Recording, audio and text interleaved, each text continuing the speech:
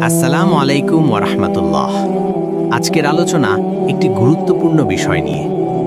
হযরত মুহাম্মদ সাল্লাল্লাহু আলাইহি ওয়াসাল্লাম ছাড়া পৃথিবী কেমন হতো? চলুন ধাপে ধাপে চিন্তা করি। নবীজির আগমনের আগে আরব উপদ্বীপ ছিল অন্ধকারে ঢাকা। মানুষ শত শত মূর্তি পূজা করত। নারীর কোনো মর্যাদা ছিল না। কন্যা সন্তান জন্ম নিলে জীবন্ত কবর দেওয়া হতো। দাসদাসীদের ওপর চলত অমানবিক নির্যাতন। মদ, জুয়া, রক্তপাত ছিল প্রতিদিনের ঘটনা। যদি নবীজি আসতেন না, তবে হয়তো আজও পৃথিবী এই অমানবিক প্রথায় ভরে থাকত। হযরত মুহাম্মদ সাল্লাল্লাহু আলাইহি ওয়াসাল্লাম মানুষের মাঝে নৈতিকতা এবং মানবতার শিক্ষা দিয়েছেন। তিনি বলেছেন, সবার রক্ত সমান। কালো সাদা, ধনী গরিব, আরব অনারব, কেউ কারো চেয়ে বড় নয়। আল্লাহর কাছে একমাত্র তাকওয়াই মানুষের মর্যাদা নির্ধারণ করে।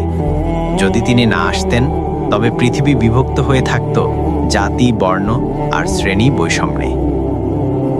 আজ আমরা যে নারীর অধিকার নিয়ে কথা বলি, তার মূল ভিত্তি গড়ে দিয়েছেন নবীজি।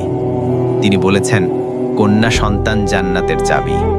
স্ত্রীর প্রতি ভালোবাসা আর সম্মান প্রদর্শনের শিক্ষা তিনি নিজের জীবন দিয়ে দিয়েছেন।